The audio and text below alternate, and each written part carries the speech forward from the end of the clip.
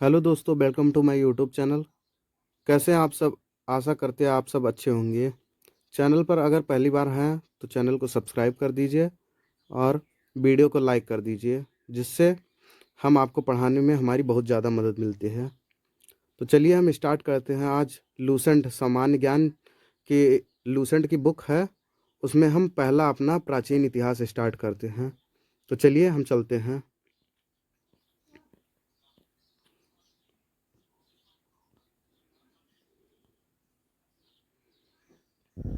तो हमारा इतिहास है,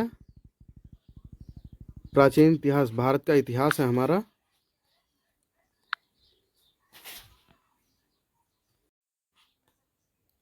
तो चलिए हम स्टार्ट करते हैं इतिहास का।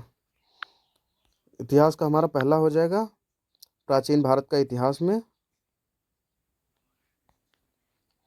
भारत का इतिहास।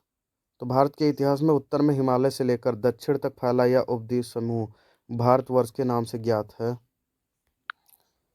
जिसे महाकाव्य तथा पुराणों में भारतवर्ष अर्थात भरतों का देश, यहाँ के निवासियों को भारतीय अर्थात भारत की संतान कहा गया है। ठीक है। फिर है, यूनानियों ने भारत को इंडिया तथा मध्यकालीन मुस्लिम इतिहासकारों ने हिंद अथवा हिंदुस्तान के नाम से संबोधित किया है।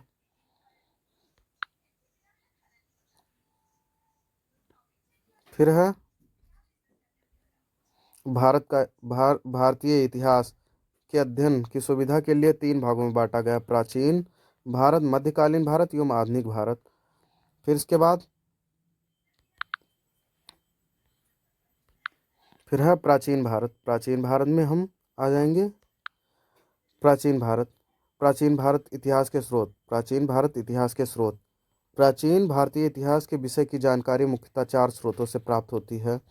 पहला है धर्म ग्रंथ, दूसरा है ऐतिहासिक ग्रंथ, तीसरा है विदेशी यात्रियों से विवरण और चौथा है पुरातत्व संबंधी साक्ष्य। फिर है फिर है धर्म ग्रंथ एवं ऐतिहासिक ग्रंथ से मिलने वाली महत्वपूर्ण जानकारी। पहला है, भारत का सर्व प्राचीन धर्म ग्रंथ वेद है, जिसके संकलनकर्ता महर्षि कृष्णद्वैपायन वेदव्यास को माना जाता है। सर्व प्राचीन धर्म ग्रंथ हमारा वेद है और वेदों के रचयिता हम महर्षि कृष्णद्वैपायन वेदव्यास को मानते हैं। ठीक है। वेद चार हैं। पहला है ऋग्वेद, दूसरा यजुर्वेद, तीसरा है सामवेद और चौथा अथर्ववेद। सबसे पुरा सबसे पुराना है हमारा सबसे पुराना ऋग्वेद, सबसे नया हमारा अथर्ववेद हमारा सबसे नया वेद हो जाएगा। ठीक है। फिर है अब ऋग्वेद पे चलिए हम चलते हैं। ऋग्वेद ऋचाओं के क्रमबद्ध ज्ञान के संग्रह को ऋग्वेद कहा जाता है। इसमें 10 मंडल तथा 1028 सूक्त, वाल्खिल्य पाठ के 11 सूक्तों सहित एवं 10,462 ऋचाएँ मतलब रचनाएं हैं। इस वेद के ऋचाओं को पढ़ने वाले ऋषि को होत्र कहते हैं। इस वेद में आर्य राजनीतिक प्रणाली एवं इतिहास के बारे में जानकारी मिलती है। फिर है दूसरा है विश्वामित्र द्वारा रचित ऋग्वेद के तीसरे मंडल में सूर्य देवता सावित्री को समर्पित प्रसिद्ध गायत्री मंत्र, इसी 9वें मंडल में देवता सोम को उल्लेख है। ठीक। फिर इसके इसके 8वें मंडल की हस्तलिखित रचनाओं को खिल कहते हैं। फिर है चार्यवर्ण चार्यवर्ण समाज चार्यवर्ण समाज की कल्पना का आदि स्रोत ऋग्वेद के 10वें मंडल में वर्णित पुरुष सूक्त है, जिसके अनुसार चार वर्ण ब्राह्मण क्षत्रिय वैश्य तथा शूद्र आदि पुरुष ब्रह्मा के क्रमशः मुख, भुजाओं, जंघाओं और चरणों से उत्पन्न हुए।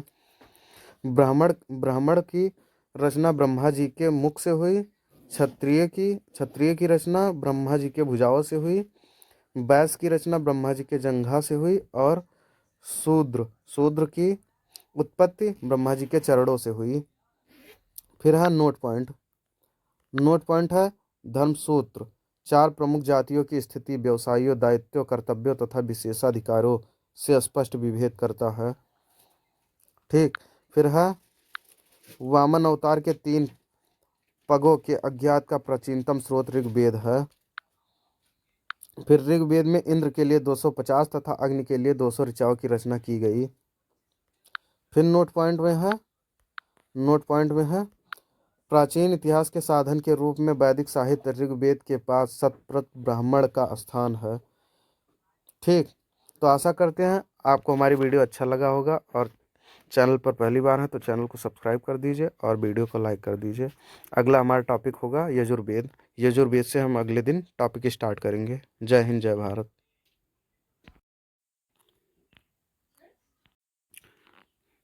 नेक्स्ट है हमारा यजुर्वेद। यजुर्वेद के लिए बोला था तो यजुर्वेद स्टार्ट करते हैं। यजुर्वेद में हो जाएगा हमारा स्वर पाठ के लिए मंत्रों तथा बलि के समय अनुपालन के लिए नियमों का संकलन करता यजुर्वेद कहलाता है। इसके पाठकर्ता को अधर्यो कहते हैं, अधर्यो। फिर है यह एक ऐसा वेद है जो गद्य एवं पद दोनों में है। यजुर्वेद हमारा गद्य और पद्य दोनों में हो जाएगा। यजुर्वेद हमारा गद्य में भी हो जाएगा, गद्य में भी हो जाएगा और पद में। तो यजुर्वेद हमारा ऐसा है जो गद्य और पद्य दोनों में हो जाएगा। फिर है हमारा सामवेद। दूसरा स्टार्ट करते हैं हम सामवेद। सामवेद यह गाई जा सकने वाली ऋचाओं का संकलन है। इसके पाठकर्ता को उदात्र कहते हैं, उदात्र कहते हैं। ठीक है। इसमें हम जो गाई जाती है उसे हम उसी में, मतलब कि सामवेद में जो गाई जा सकने वाली है उसी को हम सामवेद कहते हैं। इसे भारतीय संगीत का जनक भी कहा जाता है। ठीक। इसे भारतीय संगीत का जनक कहा जाता है। फिर अब आते हैं हम अथर्ववेद पे। अथर्ववेद हमारा तीसरा वेद अथर्ववेद, लास्ट सबसे नया वेद अथर्ववेद हो जाएगा हमारा। अथर्ववेद में ऋषि अथर्ववेद में अथर्व ऋषि द्वारा रचित इस वेद में रोग निवारण, तंत्र मंत्र, जादू टोना, साप वशीकरण, आशीर्वाद, श्रुति, प्रायश्चित, औषधि, अनुसंधान, प्रेम, विवाह, राजकर, मातृभूमि, महात्मा आदि विविध विषयों के संबंध, मंत्र तथा सामान्य मनुष्यों के विचारों, विश्वासों, अंधविश्वासों इत्यादि का वर्णन है। ठीक है। इसमें जादू टोना, वशीकरण आदि अथर्ववेद में है। फिर है इसमें सभा एवं समिति को प्रजापति के 2 पुत्रियां कहा गई। इसमें प्रजापति की पुत्री का क्या नाम था? सभा एवं समिति। फिर नोट पॉइंट हो जाएगा हमारा सबसे प्राचीन वेद ऋग्वेद एवं सबसे बाद का वेद अथर्ववेद। मैंने अभी बताया भी कि सबसे प्राचीन वेद ऋग्वेद और सबसे नया वेद अथर्ववेद, मतलब बाद का वेद। फिर है वेद को भलीभांत समझने के लिए 6 वेदांगों की रचना की गई। ये हैं, पहला है शिक्षा, दूसरा ज्योतिष, तीसरा है कल्प, फिर व्याकरण, फिर निरुक्त, फिर छंद। शिक्षा, ज्योतिष, कल्प, निरुक्त, छंद, व्याकरण। फिर है भारतीय ऐतिहासिक कथाओं का सबसे बड़ा क्रमबद्ध विवरण पुराणों में मिलता है। इसके रचयिता लोमहर्ष अथवा इनके पुत्र उग्रश्रवा को माना जाता है। इनकी संख्या 18 है, जिनमें से केवल पाँच हैं जिनमें से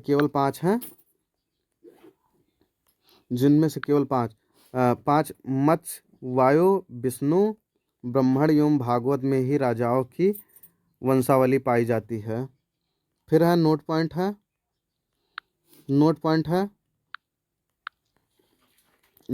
में है पुराणों में मत्स्य पुराण सबसे प्राचीन एवं प्रमाणिक है। पुराणों में सबसे प्राचीन एवं प्रमाणिक है। फिर है अधिकतर पुराण सरल संस्कृत श्लोक में लिखे गए। स्त्रियां तथा शूद्र जिन्हें वेद पढ़ने की अनुमति नहीं थी वह भी पुराण सुन सकते थे। पुराणों का पाठ पुजारी मंदिर में किया करते थे। फिर है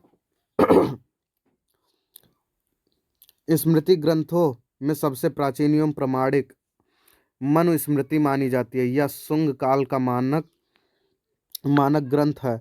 नारद स्मृति गुप्त युग के विषय में जानकारी प्रदान करता है। फिर है जातक। जातक हमारा हो जाएगा, जातक है, जातक में बुद्ध की पुनर्जन्म की कहानी वर्णित है। हीनयान का प्रमुख प्रमुख ग्रंथ कथावस्तु है। हीनयान का प्रमुख ग्रंथ कथावस्तु है, जिसमें महात्मा बुद्ध का जीवन चरित्र अनेक कथाओं के साथ वर्णित है। अनेक कथाओं के साथ वर्णित है।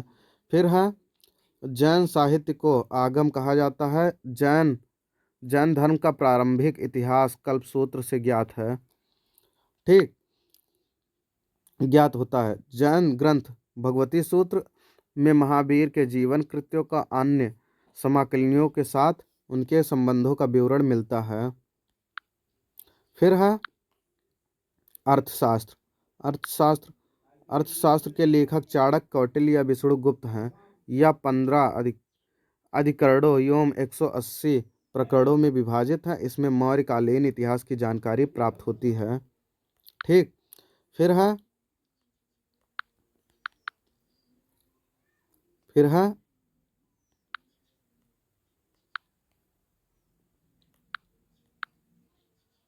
फिर है संस्कृत साहित्य में ऐतिहासिक घटना को क्रमबद्ध लिखने का सर्वप्रथम प्रयास कल्हड़ के द्वारा किया गया। कल्हड़ द्वारा रचित पुस्तक राजतरंगिणी है। कल्हड़ कल्हड़ द्वारा रचित पुस्तक हमारा राजतरंगिणी पुस्तक हो जाएगा, है राजतरंगिणी है, जिसका संबंध कश्मीर के इतिहास से है। राजतरंगिणी में कश्मीर के इतिहास इतिहास का संबंध है। ठीक है। फिर है अरबों की सिंध विजय का वृतांत चचनामा लेखक अली अहमद में सुरक्षित है। फिर है अष्टाध्यायी संस्कृत भाषा व्याकरण की प्रथम पुस्तक के लेखक पाणिनि हैं। अष्टाध्यायी संस्कृत भाषा व्याकरण की प्रथम पुस्तक के लेखक पाणिनि। पाणिनि हमारा हो जाएगा, Panini is the right answer. Panini हमारा हो जाएगा। इसमें मौर्य के पहले का इतिहास तथा मौर्य युगीन राजनीतिक व्यवस्था की जानकारी प्राप्त होती है। किसमें? इसमें मौर्य मौर्य राजनीतिक व्यवस्था की जानकारी प्राप्त होती है। फिर है कल्याण की गार्गी संहिता एवं ज्योतिष ग्रंथ है। फिर भी इसमें भारत पर होने वाले यवन आक्रमण का उल्लेख मिलता है। फिर है पतंजलि पुष्यमित्र शुंग से पुरोहित थे। इनमें महाभाष्य से शुंगों के इतिहास का पता चलता है। ठीक है। फिर इसके बाद हो जाएगा विदेशी यात्रियों से मिलने वाली प्रमुख जानकारी। तो विदेशी यात्रियों से प्रमुख से मिलने वाली जानकारी हम कल बताएंगे, और वीडियो को हम करते हैं एंड। तब तक के लिए एंड करते हैं, और चैनल पर अगर पहली बार है तो चैनल को सब्सक्राइब कर दीजिए, वीडियो को लाइक कर दीजिए। जय हिंद, जय भारत।